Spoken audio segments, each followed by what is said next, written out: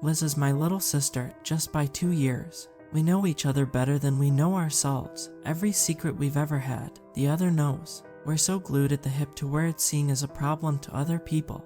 We even have that sort of twin telepathy despite our couple-year difference. All I'm trying to say is that I know my sister, and that's why I'm scared. Liz is a pretty quiet person, definitely an introvert, and doesn't tend to talk to other people unless she is spoken to first. She still has that teen angst despite being in her 20s. Even when she's in conversation, she doesn't make an effort to keep it going.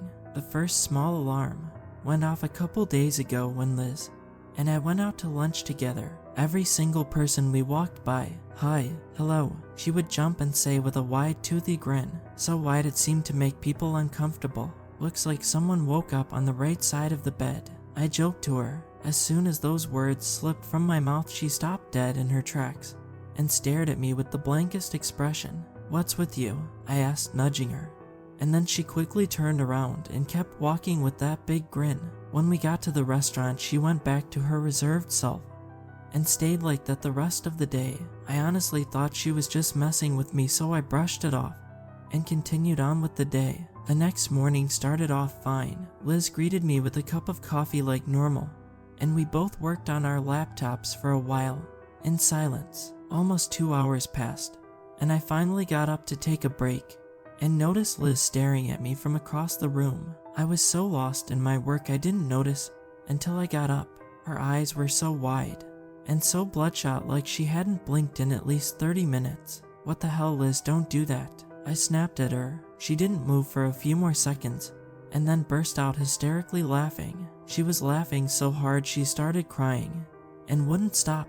It honestly freaked me out, so I didn't say anything and went into my room. 5 minutes later, I could still hear her muffled laughter, and then it went dead silent. I debated whether or not to go out and check on her, but I decided against it and went back to working. Another hour passed, and I went back into the living room. Liz wasn't there, but her laptop was wide open. I called her name and nothing. I checked around our small apartment, and she was nowhere in sight. I called her a couple times, and it went straight to voicemail. I'm at the store. My phone lit up with a text. I didn't reply because I was still bothered by the situation from earlier. Liz came home not long after, and again was acting like her regular self. What was that all about earlier? I questioned her. What was what about? She looked genuinely confused. How long were you staring at me and why? I don't know what you're talking about, Lucy, she said, dismissing me, and went straight to her room with her shopping bags. Hours passed with no communication until dinner time. Liz came out of her room bouncing around in a bright yellow apron. I'm going to make us dinner tonight, she sang while twirling around. That was not my sister. Something looked so off from her, besides the fact that she hates yellow and cooking and is not the type of person to dance around and sing. In her 24 years of life, she has never acted like that, not even as a little kid. I couldn't pinpoint it, but there was something so different about her face. Her eyes were almost hollow and expressionless, yet she was smiling so big it seemed like she wasn't really there. She was just talking out loud and not really to me. She didn't even look at me once. I didn't say anything and turned on the TV loud enough to drown out her humming. I kept my eye on her as she danced around the kitchen cooking. Almost ready, she swung around and stared right at me with the biggest, most painful smile. I didn't say anything and just looked at her. Her eyes were even more hollow than they were 30 minutes before. She was dripping in sweat and holding out a plate for me. What is it? I nervously asked. She looked so different, almost like another person. Come and find out, silly. She didn't move. She just stood frozen in place. I hesitated before I slowly got up and made my way over. She didn't take her eyes off of me once. They were burning into me. I looked down at the plate and back up at her. What is that, Liz? My eyes started to well up, and I felt my mouth fill with saliva. Your dinner, Lucy. Please, oh please eat it. I made it for you. Her eyes were wide and staring into me. She motioned the plate full of dead, mushed up bugs towards me, and I almost puked. I'm not eating that, Liz. I pushed the plate back.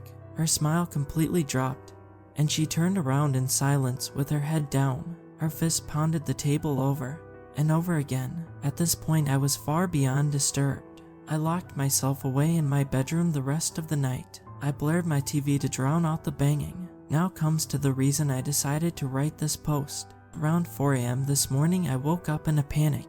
I woke up to Liz standing over my bed. I'm not sure how she got in because I locked my door, but she was standing over me with that empty stare, wide grin, and in the light of my TV, I could see a butcher knife in her hand. I stared at her. I felt tears fall onto my cheek.